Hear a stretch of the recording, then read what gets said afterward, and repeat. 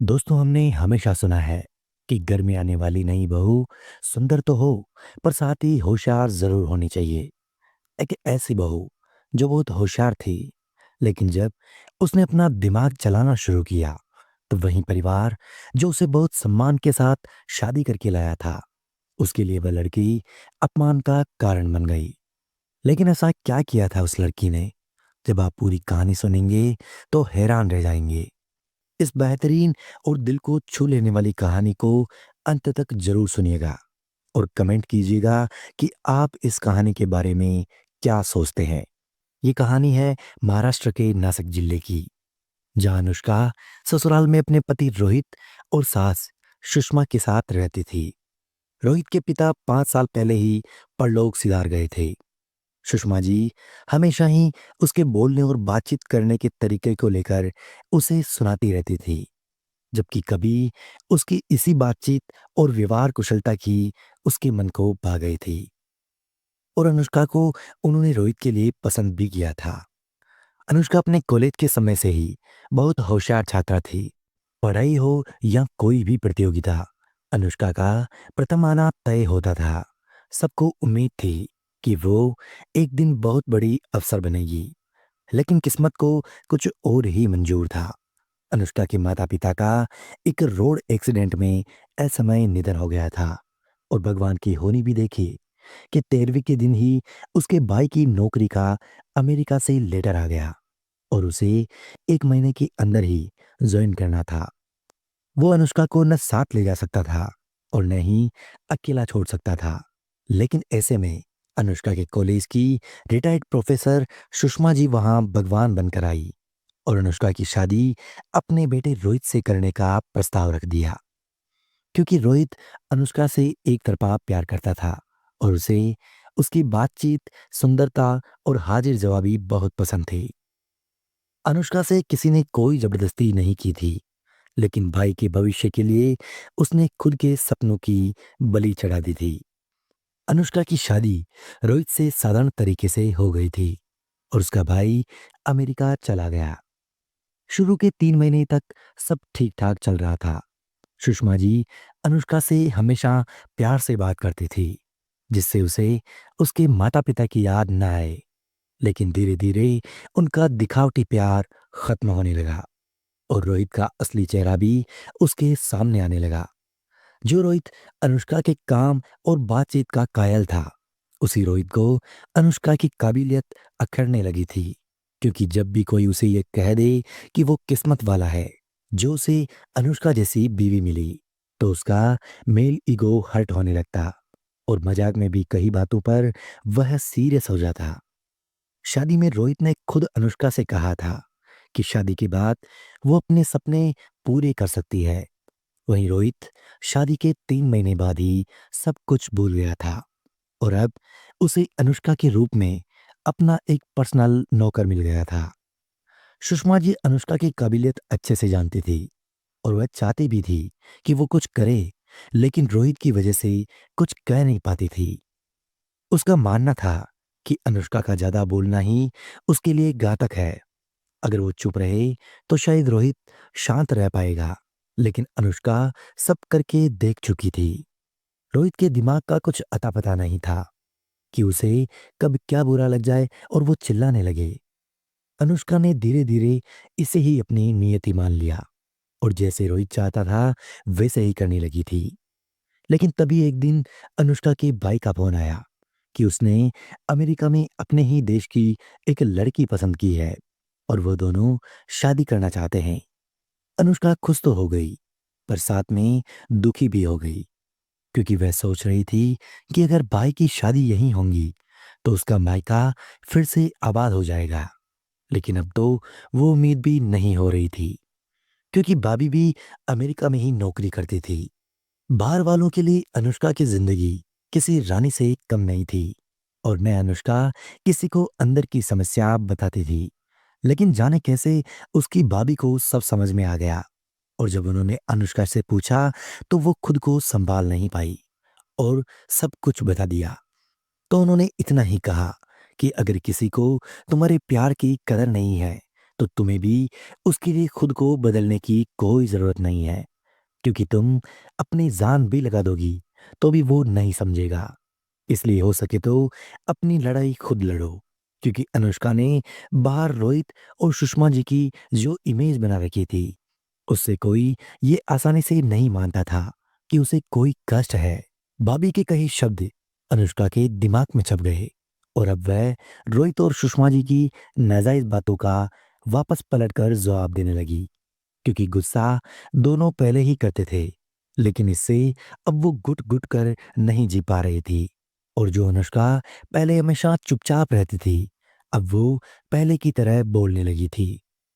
एक दिन सुषमा जी ने अपनी बहू अनुष्का से कहा, अनुष्का, खाना बना है या नहीं? कितनी बार कहा है कि खाना समय पर करो, पर तुम्हें फोन पर बात करना जरूरी लगता है। अब जब रोहित कुछ कहेगा तो रोने लगोगी। अनुष्का ने कहा, मम्मी, खाना तो रोज समय पर ही बना लेती हूँ।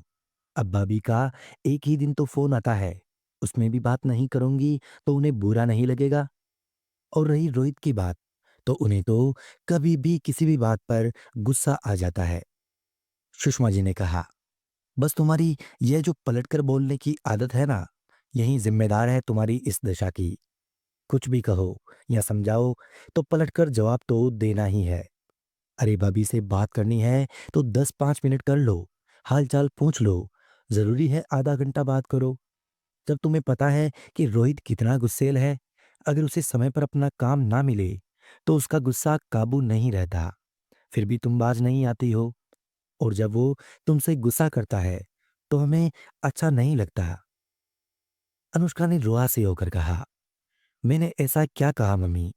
भाभी अमेरिका में जॉब करती है, उनका और हमारा समय अलग होता है। और कौन सा मैं रोज बात करती हूँ, ना ही बैठी रहती हूँ, दिन भर काम ही तो करती हूँ। अब हर समय तो मैं परफेक्ट नहीं हो सकती ना। रोहित से कोई गलती हो जाए तो आप कुछ नहीं कहती, लेकिन मेरी गलती पर मुझे हर समय सुनाती रहती हो। सुषमा जी ने कहा, ये लो, कुछ भी समझाने की कोशिश करो तो हम ही खराब। तुम्हें कोई कुछ न कहे, बस यही चाहती हो ना, तो करो अपने मन का। और आज के बाद रोहित तुम्हें जो चाहे कहे, मैं बीच में नहीं बोलूंगी। जितना दिमाग जबान चलाने में चलता है, उतना काम करने में भी चला लिया करो, तो मुसीबत ही क्यों आए। एक तो बिना माँ बाप की बेटी को अपने घर की बहू बनाया, और अब उसकी बातें भी सुनो। सुषमा जी ने ये बातें कही और वहां से चली गई। अनुष्का चुपचाप सिसकने लगी और खाना बनाने लगी। वैसे तो यह रोज का ही सीन था। सुषमा जी और रोहित को अनुष्का का यह बदलाव पसंद नहीं आ रहा था, और इसलिए वो अनुष्का को नीचा दिखाने का कोई मौका नहीं छोड़ते थे। पहले सुषमा जी के घर कोई भी आता था तो अनुष्का मोम की गुड़िया जैसी बिना कुछ बोले खड़ी रहती थी, लेकिन अब वो अपनी बात रखती थी और तारीफ भी पाती थी, जो रोहित को बिल्कुल भी पसंद नहीं था। एक दिन रोहित की मौसी का बेटा करण घर आ गया, तो रोहित और सुषमा जी बहुत खुश हो गए थे। करण अनुष्का से पहली बार मिल रहा था, तो उसके लिए वो कुछ गिफ्ट भी लाया था। करण अनुष्का के काम और बातचीत से बहुत प्रभावित हुआ, तो सबकी तरह वो बोल पड़ा कि क्यों भाभी को घर में बिठा के रखा है। मौसी, आप कोशिश करिए तो भाभी भी आपकी तरह प्रोफेसर बन सकती है। रोहित को अंदर से बहुत गुस्सा आ रहा था, लेकिन वह चुप रहा और आंखों से अनुष्का को इशारा किया कि वह अंदर चली जाए, लेकिन वो नहीं गई और वहीं बैठ गई। तो रोहित ने व्यंग कस दिया, रहने दे यार, औरतों का दिमाग घर पर ही चले तो वहीं अच्छा है। क्यों भाई, जब दिमाग है तो घर पर ही क्यों चले, बाहर भी चले तो समाज और देश के लिए भी तो अच्छा है। मैं तो कहता हूं कि भाभी, आपको इस बारे में जरूर सोचना चाहिए। आपके अंदर एक सकारात्मक ऊर्जा है जो दूसरों को प्रेरणा दे सकती है। और एक बात, आपकी कोई बहन है क्या जो आपके जैसी हो? अनुष्का ने जानबूझकर अनजान बनते हुए कहा। क्यों भैया? करण ने कहा, कुछ नहीं, बस ऐसे ही। मैंने तो सोच लिया है कि मेरी लाइफ पार्टनर आप ही ढूंढेंगी। आपसे कम सुंदर भी चलेगी, लेकिन दिमाग बिल्कुल आपके जैसा होना चाहिए। अनुष्का ने रोहित की ओर देखकर कहा, नहीं भैया, मेरे जैसी लाइफ पार्टनर सही नहीं होगी आपके लिए। करण ने कहा, क्यों भाभी? मैं तो आपकी हाजिर जवाबी और व्यवहार कुशलता का कायल हो गया। सच में भाई बहुत किस्मत वाले हैं। अनुष्का ने कहा, नहीं भैया, दिमाग वाली लड़कियां सिर्फ दूर से ही अच्छी लगती है, लेकिन उनके साथ जीवन बिताना कठिन होता है, क्योंकि वो हर जगह अपना दिमाग लगाती है, चीजों को जल्दी स्वीकार नहीं कर पाती। और अगर आप चाहोगे कि वो एक दिन में अपने आप को बदल ले, तो वो भी बिल्कुल मुमकिन नहीं होगा, क्योंकि जो चीज उनके रग रग में बसी है, अगर उसे आप मिटाना चाहोगे, तो आप उस लड़की को मिटा दोगे। पर मैं उसे क्यों बदलना चाहूंगा, जब मैं खुद चाहूंगा कि वो स्मार्ट हो और व्यवहार कुशल हो। करण ने ये बात कही तो अनुष्का की आंख भर आई। फिर अनुष्का ने कहा, जरूरी नहीं है भैया कि किसी की बात जो आपको आज पसंद हो वो हमेशा पसंद आए। समय और परिस्थिति कब क्या कर दे कौन जानता है। आप मुझसे 1 घंटे पहले मिले और आपको मेरा स्वभाव कुछ पसंद आ गया, तो आपने मन में अपने जीवन साथी की एक कल्पना कर ली। लेकिन ये जरूरी तो नहीं कि आपको जीवन के हर मोड़ में मेरी बातें करने का तरीका पसंद आ जाए। आप ऐसे क्यों बोल रही हो भाभी? मुझे कुछ समझ नहीं आ रहा। करण ने रोहित और सुषमा जी की ओर देखते हुए पूछा। देखिए भैया, पहले तो किसी भी लड़की जिसका दिमाग ज्यादा चलता होगा, उससे प्यार करना आसान नहीं होता, क्योंकि वो कभी भी आपकी जी हुजूरी पर फिदा नहीं होती। वो तभी झुकती है जब वो किसी रिश्ते में प्रेम की डोर से बंधी हुई हो, या उसकी कोई मजबूरी हो। वो हर समय आपकी हाँ में हाँ नहीं मिला सकती, क्योंकि वह रिश्तों को झूठ की बुनियाद पर बनाना नहीं जानती है, और न ही उसे किसी को मक्खन लगाकर अपनी बात मनवाना आता है। वो अगर सच्ची है तो बेबाकी से अपनी बात रखेगी। वैसे तो वो कभी फिजूल की बहस में नहीं पड़ेगी, लेकिन सही बात पर अपना तर्क रखने से भी पीछे नहीं हटेगी। उसे आपसे घड़ी घड़ी गहने, कपड़े और तोहफे नहीं चाहिए, क्योंकि उसका गहना उसका व्यक्तित्व होगा और उसका आत्मविश्वास भी होगा। वो आपकी गलतियों पर आपको टोकेगी। अगर आप ये सोचेंगे कि वो आपके आगे झुक जाए क्योंकि आप पुरुष हैं, तो यह नहीं हो पाएगा। हाँ, लेकिन अगर आप उसे निस्वार्थ प्रेम करेंगे, तो आपके आगे अपना समस्त न्योछावर कर देगी।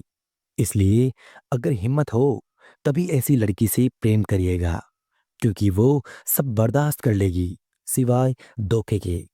कभी उसके आत्मसम्मान पर चोट नहीं करिएगा, नहीं तो वो बिखर जाएगी, टूट जाएगी, पर आपसे प्रेम नहीं कर पाएगी।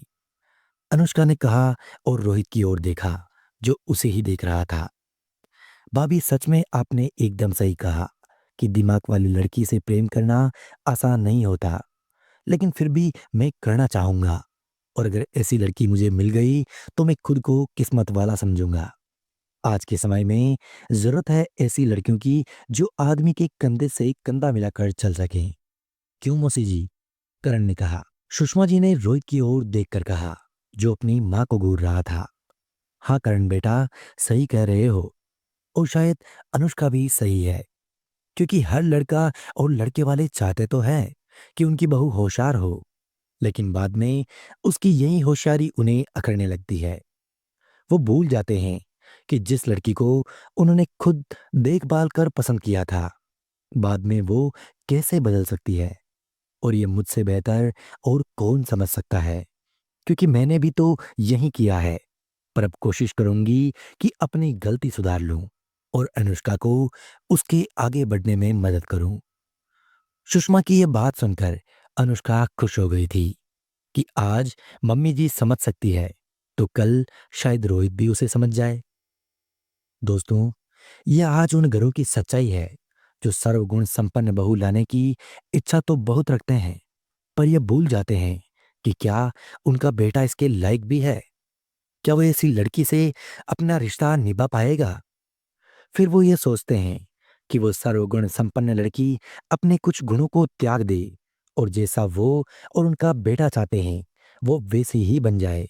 तो मुझे नहीं लगता कि यह संभव हो सकता है।